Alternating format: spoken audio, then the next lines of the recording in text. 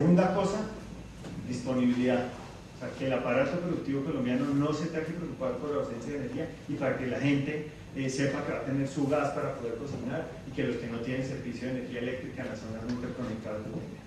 Y por último, la otra cosa que vamos a lograr es un rol mucho más estratégico de Colombia en el entorno internacional. Que Colombia pueda hablar distinto y tener mucha más influencia en el concepto regional. Si nos descarrilamos, si nos descuidamos, si tomamos las decisiones incorrectas, si no mantenemos la presión en seguridad, si no tenemos un licenciamiento ambiental, un licenciamiento de infraestructura, un licenciamiento propio de las licencias de los títulos mineros, si además de mantener la seguridad y no tener un licenciamiento, no mantenemos unas condiciones atractivas para los inversionistas, esto es lo que está en riesgo. Entonces, con esto termino, espero que les haya quedado claro lo que queremos hacer con la política energética y pues más adelante, después de los comentarios del senador Robledo, con mucho gusto responder las preguntas que haya. Muchas gracias.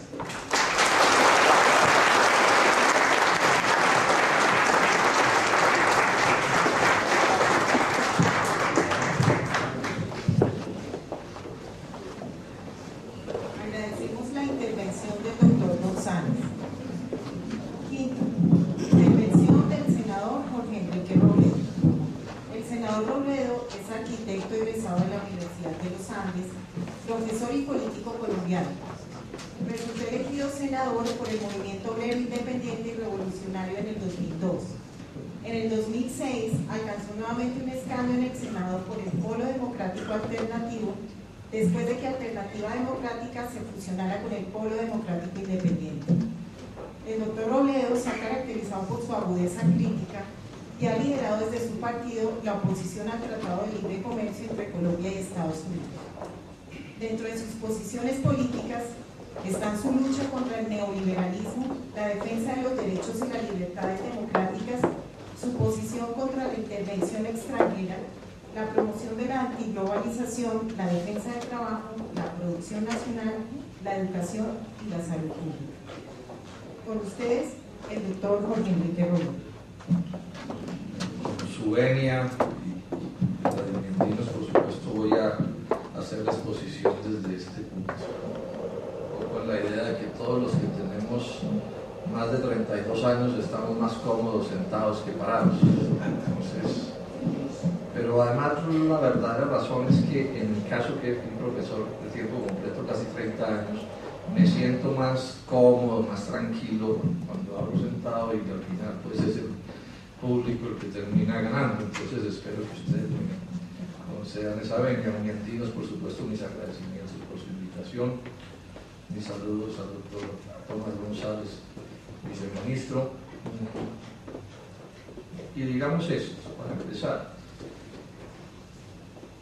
yo voy a hacer un enfoque distinto al tema. Como ustedes ven, el tema es amplísimo, esto tiene que ver pues con una cantidad de cosas inmensas. Entonces, pensando en eso, decidí, y espero que ustedes estén de acuerdo, que voy a referirme fundamentalmente al caso minero, que puede ser el caso que está más en controversia en el país. Es un asunto relativamente más nuevo y hay mucha discusión y se habla mucho de este asunto. Entonces, de pronto, decir algunas cosas específicamente sobre minería, prácticamente nada sobre petróleo, cero sobre electricidad, etcétera, resulte ser una manera interesante de enfocar el asunto. Y claro que esto va a tener un cierto efecto, y es que, digamos, no se confronta con la intervención del viceministro, digamos, de uno a uno, porque pues, son dos esquemas de charla diferentes. Pero bueno, espero que así como lo pienso hacer resulte útil. Con respecto ya al petróleo y entrando en materia, simplemente quisiera decir esto. Hay la creencia de que estamos en una bonanza minera, inclusive el gobierno alcanzó a hablar de bonanza minera, después el propio ministro Rodado Noriega advirtió que él no veía esa bonanza. Y voy a localizar la cosa como en realidad estamos. Estamos produciendo más o menos el mismo petróleo y gas, básicamente petróleo que estábamos produciendo en los inicios de la década del 90. O sea que no se puede decir con mucha precisión que estamos en un auge petrolero en este momento en Colombia. Los ingresos son relativamente buenos, pero no tanto por la cantidad de petróleo que estamos produciendo, que es del orden de 900.000, 1 millón de barriles, incluidos pues los equivalentes, sino porque los precios internacionales están pues más o menos buenos, por encima de $80. Pero la parte más grave, es evidente también que si uno mira la curva del incremento de la producción petrolera, ella ha aumentado de manera sensible en los últimos años, pero ojo, ese incremento tiene una debilidad que hasta hoy es estratégica, y es que ese incremento no obedece al hallazgo de nuevos campos, de yacimientos importantes. El incremento en la producción, que es, insisto, importante en los últimos años, por nuevos campos es muy pequeño porcentualmente, pero bien pequeño, puede ser del orden del 5% o menos. Lo del incremento importante tiene que ver con que como los precios del petróleo internacionales son mayores, se permite aplicarle nuevas tecnologías o viejas tecnologías a campos viejos, pero que no incrementan las reservas. En estos días un amigo que sabe mucho de esto, un profesor de la UIS de Santander, me daba un ejemplo que me pareció buenísimo. Así me dice, senador, esto es como que usted coja una botella con Coca-Cola o con una gaseosa cualquiera, y en vez de sacarle un líquido por un pitillo, se lo saca por 5. La botella es la misma cantidad, solo que usted lo saca más rápido. Entonces, si no aparece un nuevo yacimiento, y no ha aparecido, podemos terminar, primero no llegando a los niveles que se están señalando aquí, pero más grave aún, que en el momento en que lleguemos a esos niveles, en ese mismo instante empiece a caer la producción.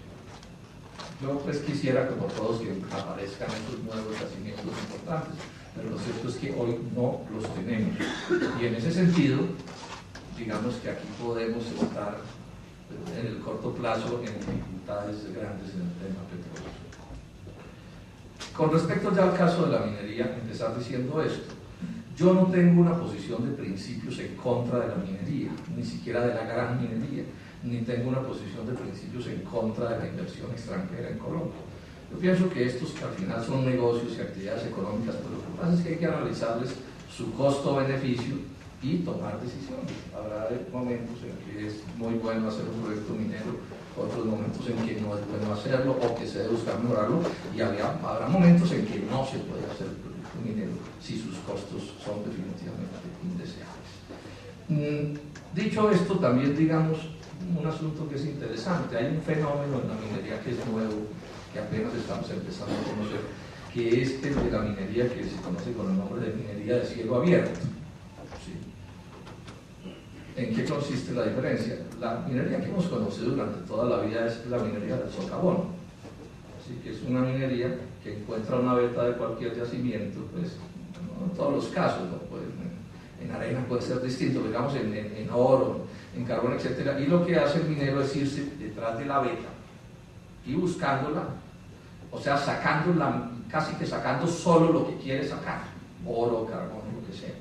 Digamos que los sobrantes resultan ser relativamente pocos, o se trata un poco de eso.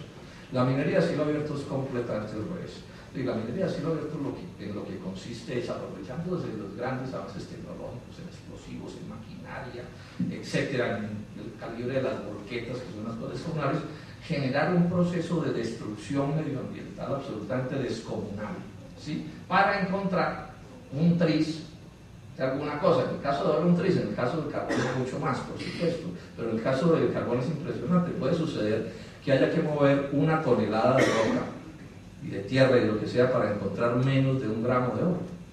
O sea, son procesos cuyo impacto ambiental es definitivamente inmenso. A ratos uno como que se sorprende y le parece como casi increíble que esas cosas estén sucediendo. Pero bueno, esa es un poco la tecnología.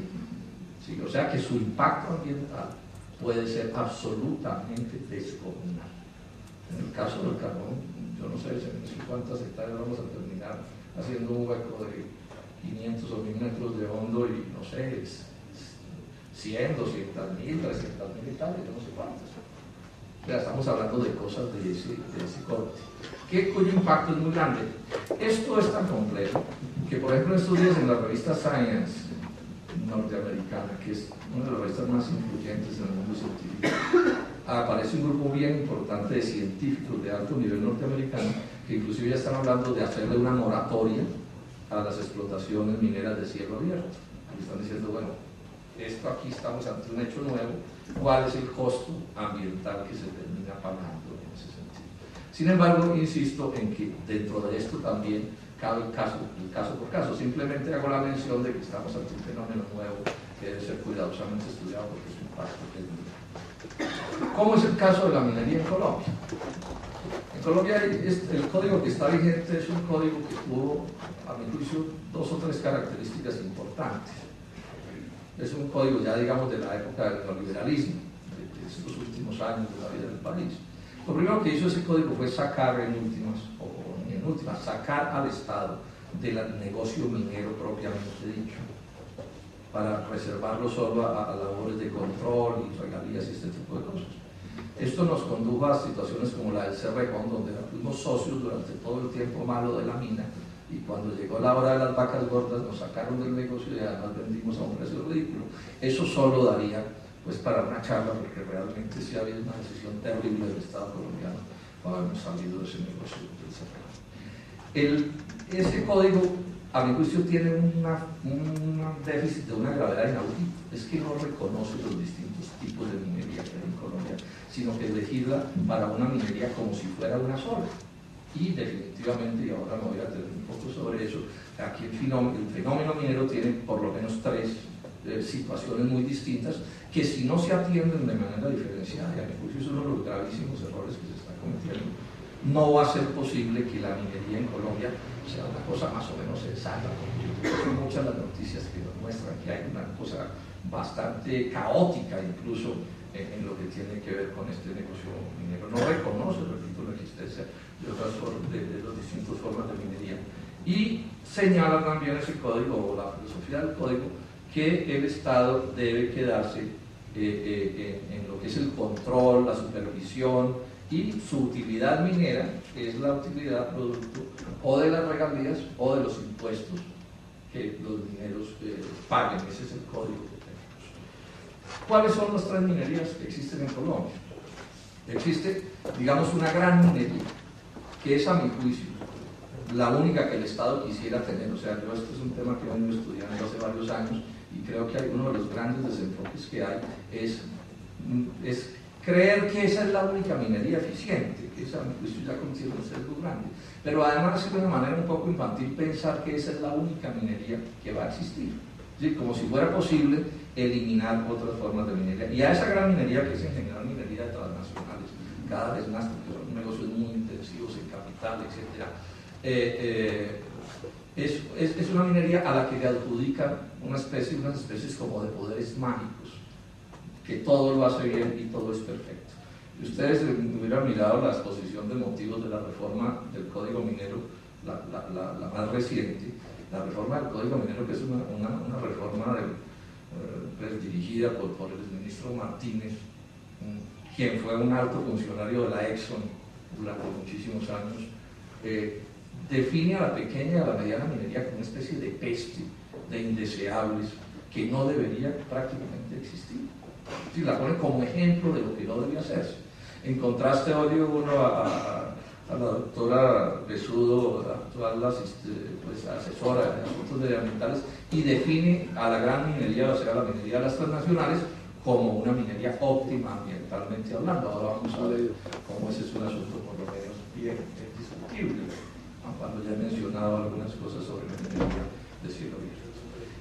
En el otro extremo de la minería, la de cielo abierto, la gran minería de las transnacionales, muy intensiva en capital, poco empleo, lo señaló el viceministro, es interesante señalarlo. En el otro extremo está lo que uno puede llamar la minería tradicional o artesanal, que son los no sé, barqueros que lavan en una batea oro y cosas muy pequeñas, o inclusive uno ahí puede incluir mineros muy pobres de origen campesino que hacen socavones casi como armadillos, se alumbran con velas de cebo, ¿sí? Unas condiciones terriblemente duras que parasitan un poco o participan un poco del negocio de la pequeña y mediana minería, que es la de la mitad, y están allí en unas condiciones terriblemente duras y de extrema pobreza, muy movilizada en los últimos años por los altos precios del oro y por la ruina agrícola. Entonces mucho campesino terminó, ahí están esas comunidades negras del Valle, de Chocó, medio sur de Bolívar. Este es un fenómeno, la estadística es muy mala, la minera es la peor.